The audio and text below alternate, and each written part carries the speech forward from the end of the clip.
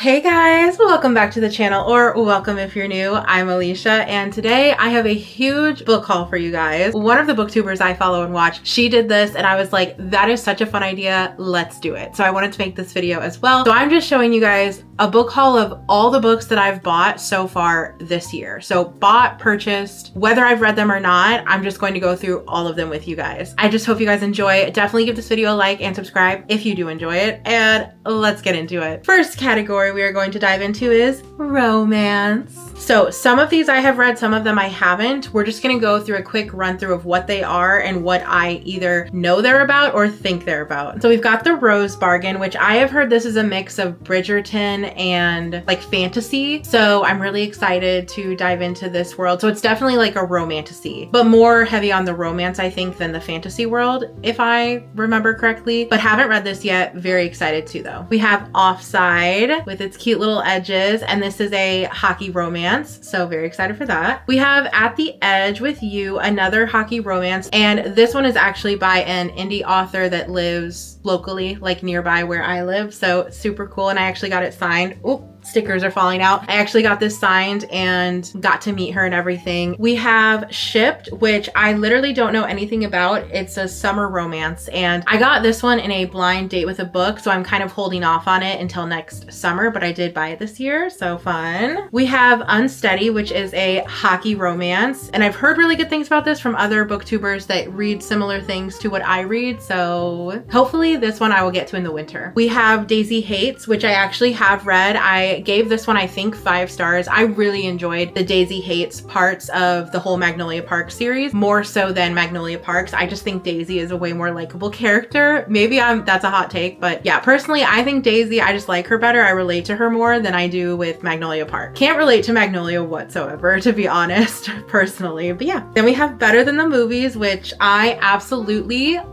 love. 5 stars, even 6 stars maybe. This was one of my favorite romances that I have read this year. And it's a high school romance, so that was very unexpected. I will hype up Lynn Painter until the day I am gone from this earth because I ate this up, and I literally cannot wait for her to put out more books. So good. Then we have Summer in the City, which I really enjoyed. I think I gave it 4 or 4.5 stars. It was nothing super crazy. It was just a really fun, very vibey read. Like if you're reading it in the summer, obviously Summer in the City. It just feels very seasonal and it's very cute, very fun. Then we have First Time Caller, which I read around the same time as Summer in the City. I liked it. I think the writing just wasn't my cup of tea. It wasn't bad writing. It just wasn't the kind of writing that I feel addicted to, like Lynn Painter, like her stuff. I just absolutely addictive, and this to me just felt very like cozy and fun, but nothing that I felt like I needed to like sink my teeth into and like couldn't stop reading, which is what I prefer. Like that's the feeling I love and crave, and I just didn't get that with this book, but otherwise it was pretty good. Yeah, we have Deep End and Love the Edges. I think this is such a beautiful book. I tried listening to this on audiobook because I was gonna start physically reading it, but I was like, let me just start with the audiobook because I think I was like gonna do dishes or something, and I was like, well, I can't read while I do dishes, so let me just listen to it. Yeah, I don't know if it's about listening to it versus reading it,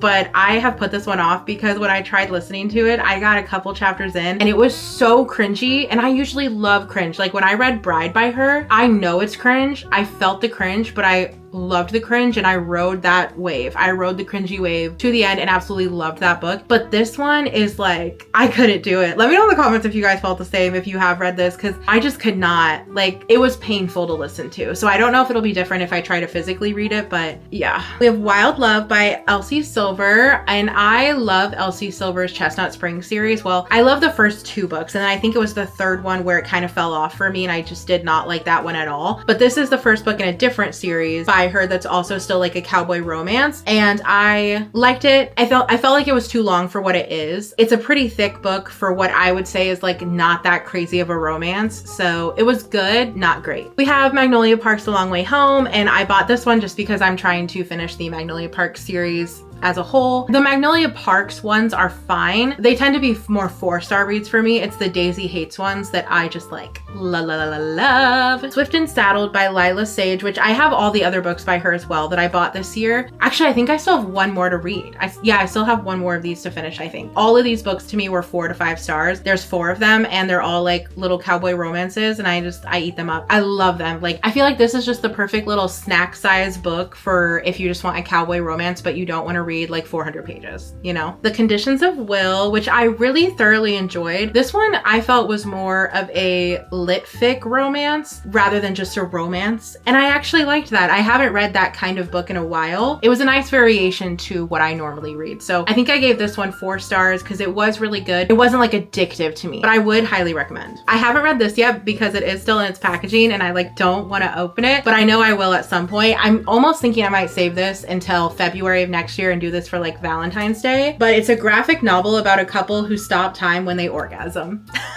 So they rob banks. Like, this just seems so fun and weird. I'm really excited to dive into this one, hopefully next year on Valentine's Day or near Valentine's Day. Then we have Near Miss, which the boy is a football star or player and the girl is either a nurse or a doctor, which I thought that dynamic is really cool. And I love a sports romance. So any kind of sports romance, count me in. I haven't read this one yet, but I am excited to. Fang Fiction. I have no idea what this is about and I'm excited to read it hopefully during October, but we'll see. Cosmic Love at the Multiverse Salon. At the Multiverse Hair Salon. It's such a long title. Haven't read it yet. I think I might save this one for summer of next year because I didn't get to it this summer and I feel like this just feels like a summer read to me from the outside of it and everything. Then we have My Funny Demon Valentine, which I want to save this one for February as well. But from what I know, I think it's like girl meets Prince of Hell romance. Never Been Shipped. This one feels again to me like more of a summer read and so I want to save this one for next summer. I didn't get to it this summer. I've read one of her other books and really liked it. I think it was Love in the Time of Serial Killers or something like that. And in this one, they're on a cruise ship and they fall in love, of course. So yeah. We have Cash, a cowboy romance with very cute edges. Fall I Want, which I got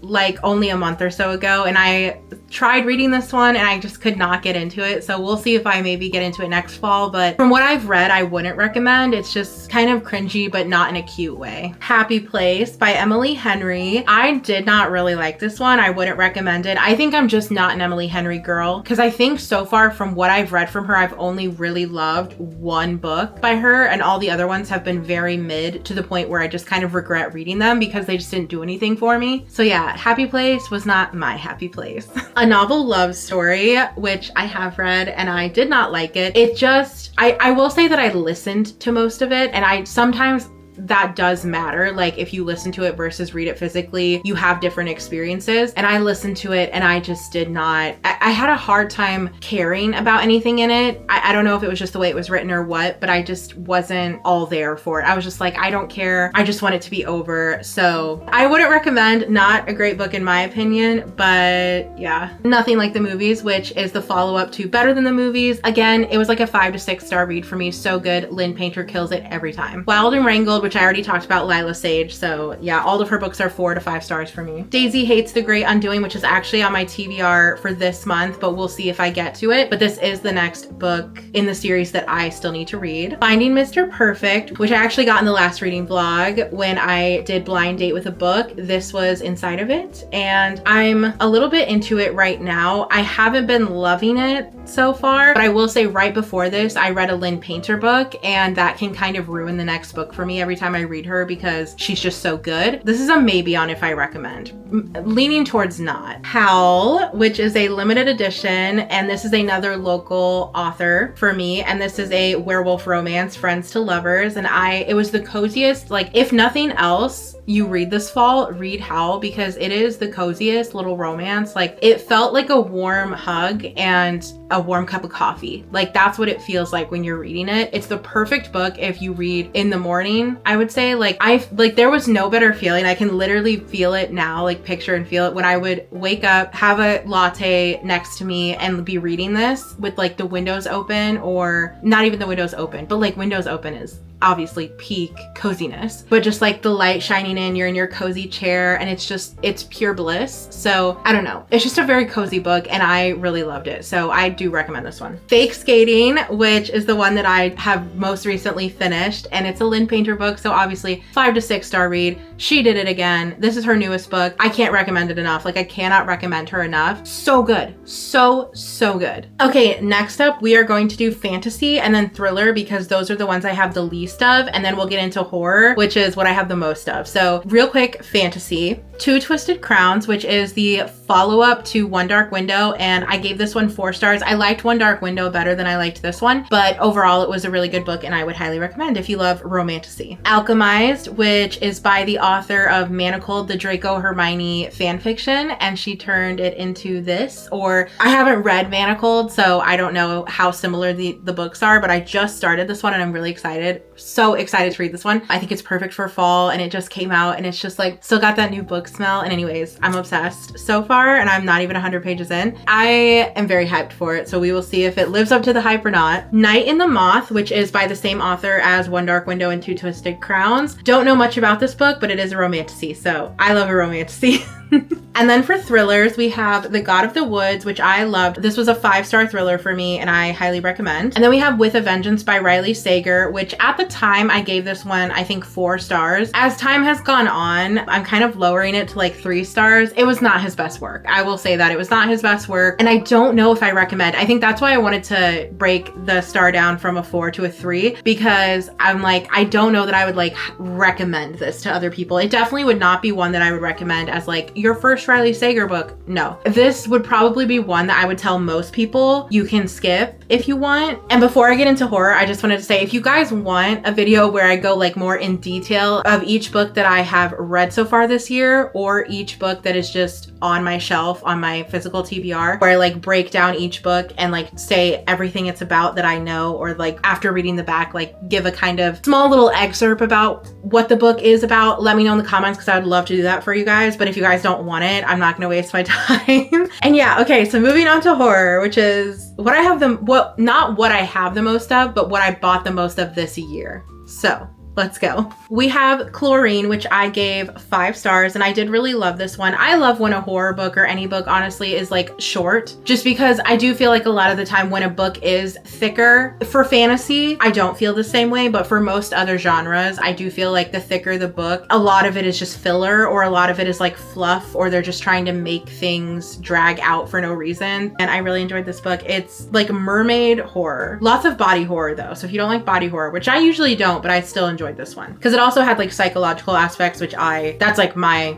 eat that up. I love psychological horror. We have Bunny, which is a trippy, like fantastical book where bunnies are used in a magical way, and this book just takes you for a ride. Okay, there's magic, there's bunnies, a lot, but it's such a fun ride. Youth Juice, which I gave, I think, 3 stars. This one was good, and then the ending was very predictable to me, and it just kind of took me out of it. When a book like this that I'm hoping isn't predictable is like even halfway through, I'm just like, well, now I know what happens already, even if I don't know if I'm right. Like if I've already guessed it, it just kind of takes away some of the ending like wow factor to me. So that's why I didn't love this one, but it was okay. I wouldn't recommend though, to be honest. This one is still in its wrapping. It's The Skin You're In. It's a collection of horror comics, which I am planning to do a 24 hours where I read just horror comics that I have, because I have quite a few, so you'll see the other ones right now. But this is one of them that I plan to read during that, so look forward to and subscribe if you want to see that. Swamp Phantom, which is by a local author. This is kind of like a ghost stories vibe, and it is on my October TBR. Girl in the Creek, which is kind of a mystery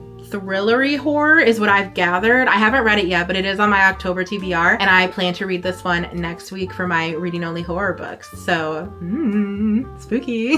I don't remember if when I showed this one when I first got it, this one was actually a gift, so technically I didn't buy it, but when I first showed this, I don't think I understood that it says Nosferatu. I don't think I understood that. It was one of those things where like the whole time I'm talking about it, it's not clicking. I think I kept saying NOS4A2. Like, I don't remember, but if I did say Nosferatu, about to. It didn't click until like a little bit after I filmed that, and then I was like, oh, that's what, okay, cool, love that. I don't know much about what this one's about, but I think there's an evil Santa Claus maybe, or something like that. So this one is very intriguing. Interview with the Vampire, which everyone tells me I will love, and I haven't actually read it yet. I have seen the movie though. Excited to read this one, hopefully this month. If not, I might save it for next year, but we'll see. We have The Exorcist, which obviously, again, seen the movie, haven't read the book, and I want to. And we have Dracula, which I just thought this copy was awesome, and I haven't read Dracula ever. And I don't know that I don't think I've seen the movie. If there's like a Dracula movie, I don't think I've seen it, which I should though.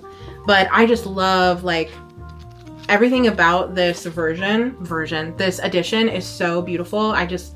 I love it so much. It's so pretty. The Thief of Always by Clive Barker. Don't know what it's about. They're Monstrous Hearts, which from what I've read about it, it's kind of more of like a thriller horror vibes, which I love.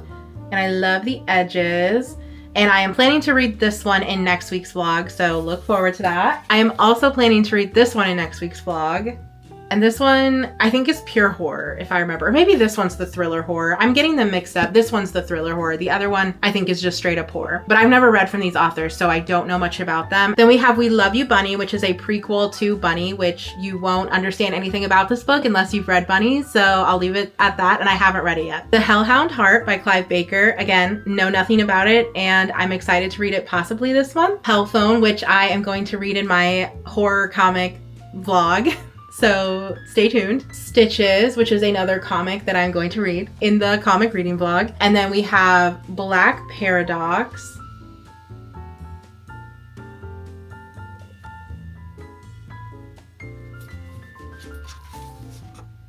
Again, another comic that I am planning to read for the 24-hour horror comics reading vlog. So very exciting. Okay, and that's it. I don't know how long this was. I really tried to do it rapid fire. But again, if you guys want a version of this where I go more in depth into each book, I can totally do that. And let me know what other videos you would like to see. And I love you guys so much, and I'll see you in my next one. Bye.